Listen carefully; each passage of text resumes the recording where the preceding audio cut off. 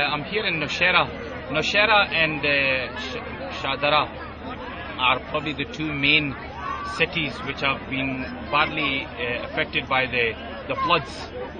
I'm told that almost 90% of Nowshera was underwater, and I believe it, because within last 2 hours in this site, which is actually a government's College of Technology, but the college is closed now, and this site is used is to accommodate the internally displaced people. And these people have actually arrived here in the last 2 hours. Almost 1,000 people have been registered, and they have absolutely nothing, no belongings, just only the clothes which they are actually wearing. And you can see some of the young kids, especially vulnerable ones. That's how they have ended up here. And they are telling me that they had to walk because there was no public transport from the other end of the city, and the road structures destroyed. Some were injured. The local hospitals can't cope, and electricity is down. No communication system exists now.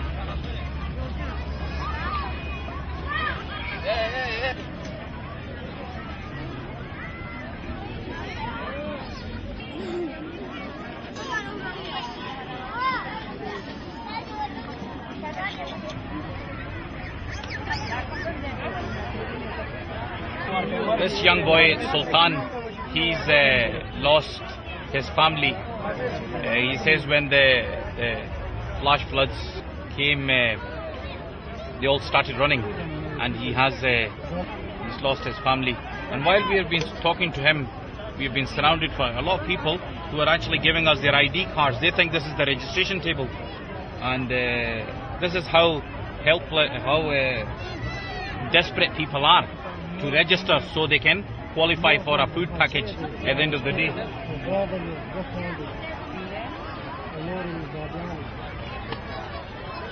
Every person here has got a personal story to tell, and they all want to speak to me. They're all showing their ID cards.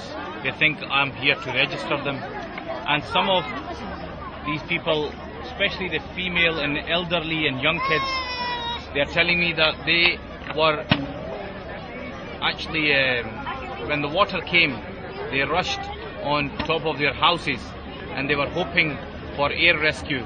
Hopefully they'll be airlifted, but that didn't happen. And they waited and they waited, and even they had to spend a night on top of their roof. That's the lucky ones. And there are many whose whole houses were washed away, and that's where they have lost some of their loved ones, and they're looking out. I've seen some people who are coming into this camp just to see if they can find their loved ones here. And it's quite a desperate situation here. Most of these people were labourers, or they had some small businesses, and some of the elders were telling me that in front of their eyes their life savings were destroyed or vanished away in water. Some had stalls selling fruit, or they were selling clothes, and right in front of their eyes everything was destroyed, because they fled to save their lives, and their children. And some, as I mentioned earlier on, ended up spending 24 to 48 hours on top of their roof, waiting for an airlift. So there are a lot of challenges these people are facing, and they are very patient. They are not showing any sign of desperation, but I think we, living in the West, we have to respond urgently, because today is sunshine, today is a warm day out of the last 6 days, but then tomorrow and day after, we've been told by the weatherman that the rain's going to return, and it's going to be quite a severe rain shower.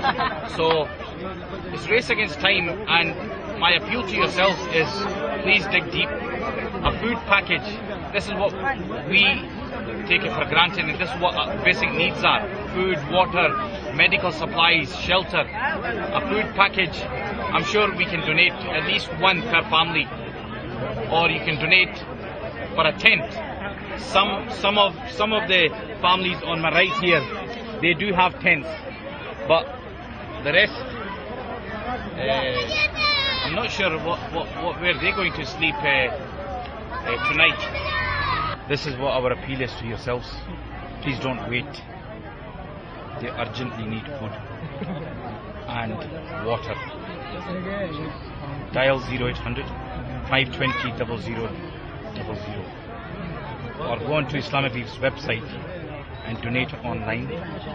Even if it's £5, £10, £20, provide shelter for these people they desperately need. This is a test on us.